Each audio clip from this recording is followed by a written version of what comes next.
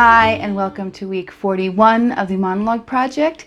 This week we have Precious Little Talent by Ella Hickson. The character is Joey. I love this piece. It's a bit long for an audition piece, but I love it, and it includes what is now my very favorite paragraph from a monologue ever. I'm sure that you will figure out which one that is when you reach it in this piece.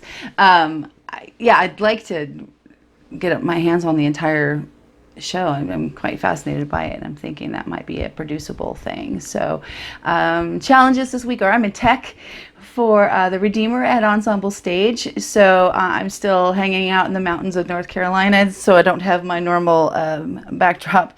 I do have these beautiful salmony pink curtains and a chair. It's way more girly than I normally am. But being in tech, that's always a challenge. And so trying to find time while cramming this, two-person show into my brain to also cram this piece into my brain has been a particular challenge. But it's been worth it. This is a fantastic piece. And anyway, that's it. Anyway, I hope you're having a great day and that you enjoy Precious Little Talent by Ella Hickson, Joey.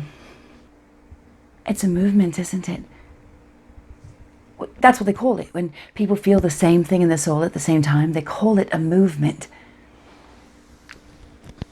I've always been jealous that I never got to ban the bomb or burn my bras.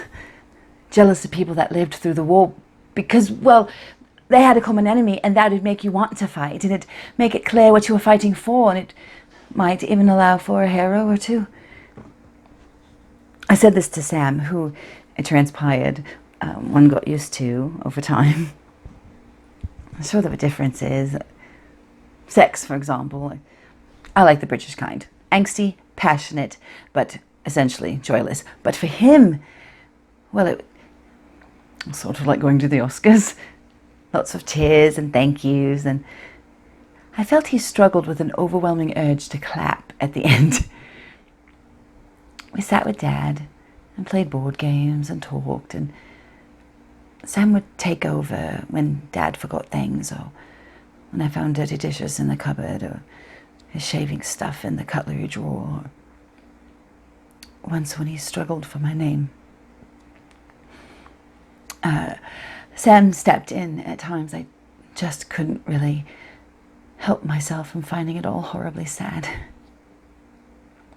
In January, Sam took me away for the weekend, and when we got to Washington, strangers were high-fiving each other and smiling, and everyone seemed so excited. It was that same feeling I'd had on the rooftop on Christmas Day, right in the pit of my stomach, looking at all those tiny lights, holding up tiny lives and knowing they were part of something, but that something was bigger than them, and it was good. And when it came to it, with the sun peeking itself out behind Washington Monument and looking down the mall and seeing 2 million people waiting, exercising the muscle of faith.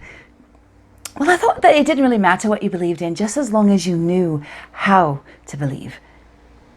And just as he appeared and all the flags started waving and young kids started whooping and older men and women shed quiet tears, Sam turned to me and he wrapped me right up in a scarf and he said, "Now you've got to believe in this, right?"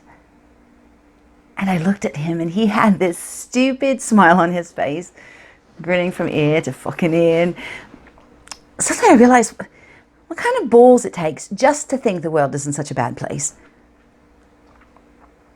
But of course, Sam, Dad, and even that new president of theirs, they weren't really mine to believe in.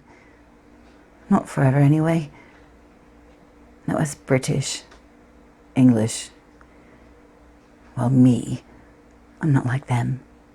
I'm not flying the flag of revolution. I don't have a fire in my belly. I don't have idealism on my tongue. And I'm not singing the song of change. And why?